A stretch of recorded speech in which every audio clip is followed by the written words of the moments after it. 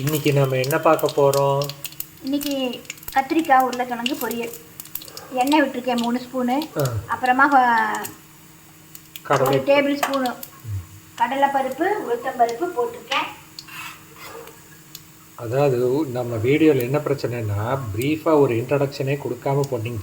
போடுங்க கிடுகிடுன்னு போயிடுறீங்க. நானா?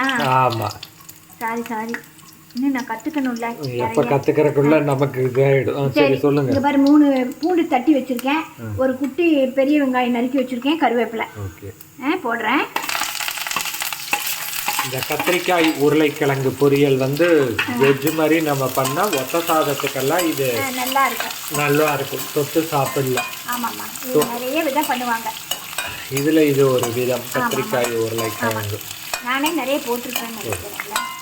இதில் எங்கள் ஊரில் இதை வந்து அரிசிப்பருப்பு சாதத்துக்கு தான் இது பெஸ்ட்டாக தொட்டு சாப்பிடுவாங்க இல்லையா? அடிக்கடி பண்ணுவாங்க. ஆமாம், ஏன்னா நாங்கள் ஊட்டி மலை அடிவாரம், கிழங்கும் கிடைக்கும், எங்கள் ஊரில் கத்திரிக்காயோ விளையுங்கிறதுனால.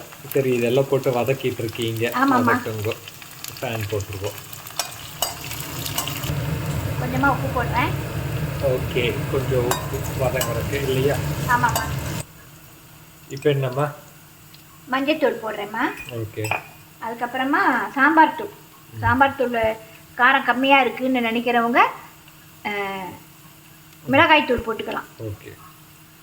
இது கொஞ்சம் அது கொஞ்சம் போட்டுக்கலாம். நான் சாம்பார் தூளே போட்டுக்கிறேன். ஓகே, சரியா? 2 ஸ்பூன் போட்டிருக்கேன். எண்ணெய் கொஞ்சம் ஜாஸ்தியாக இருக்கும் போல இருக்கு. இல்லை, கத்திரிக்காய் வதக்கலுக்கு பொரியலுக்கு எண்ணெய் எப்பவும் கொஞ்சம் அதிகமாக விட்டால் தான் நல்லா இருக்கும். ஓ ஓகே. அதுலேயே அது கொஞ்சம் வதங்கும். ஓகே. உனக்கு எப்பவுமே எண்ணெய் அதிகம் சொல்லுவேன். ஆமாம், கத்திரிக்காய் பொரியலுக்கு எண்ணெய் கொஞ்சம் விடணும்.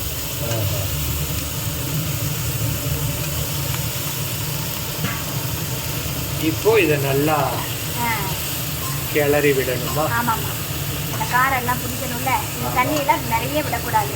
சும்மா தொளிச்சு வச்சா போதும். ஓகே. நல்லா எல்லா பக்கம் காரம் பரவணும். அதுக்காக இது பண்ணணும். ஓகே. நல்லா கிளறி விட்டுட்டு மூடி வச்சுருவோம். ஆமாம், காரம் பிடிக்கிற அளவு எல்லாம் நல்லா இது நல்லா கிளறிட்டேன். இது கொஞ்சம் நேரம் மூடி வச்சிடலாம். அந்த தண்ணியிலேயே கொஞ்சம் வேகும். அதுக்கப்புறமா திறந்து பார்த்து அப்பப்போ தண்ணி தொளிச்சு நம்ம இப்படி கிளறி விடணும். ஓகேம்மா. தண்ணி எல்லாம் இதாகி நல்லா வெந்துருச்சு. ஆமாம்மா, நல்லா வெந்திருக்கு பாரு.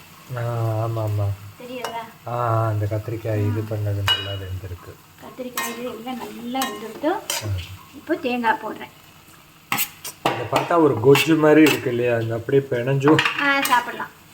அந்த ஒத்த சாதம். ஆமாம், ஒத்த சாதத்தோட வச்சு சாப்பிட்றதுக்கு நல்லா இருக்கும். மோஸ்ட்லி இது அரிசி பருப்பு சாதம்.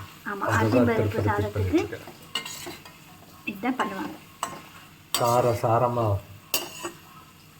நல்லா இருக்கும். அரிசி பருப்பு சாதத்தில் நெய் விட்டு இந்த கத்திரிக்காய் உருளைக்கிழங்கு பொரியலை வச்சு சாப்பிடும்போது நல்லா இருக்கும். நீங்களும் இதை செஞ்சு பாருங்க. எல்லா சமையலும் எங்களுக்கு ஈஸியாக தான் இருக்கும், ஆனால் டேஸ்ட்டாக இருக்கும், ஆரோக்கியமாக இருக்கும். அதனால பாருங்க, பார்த்துட்டு மறக்காமல் நம்ம சேனலை சப்போர்ட் பண்ண சப்ஸ்கிரைப் பண்ணுங்க, சமைச்சு பாருங்க, கமெண்ட் பண்ணுங்க. ஷேர் பண்ணுங்க. வீடியோவில் பார்க்கலாம். Bye, thank you.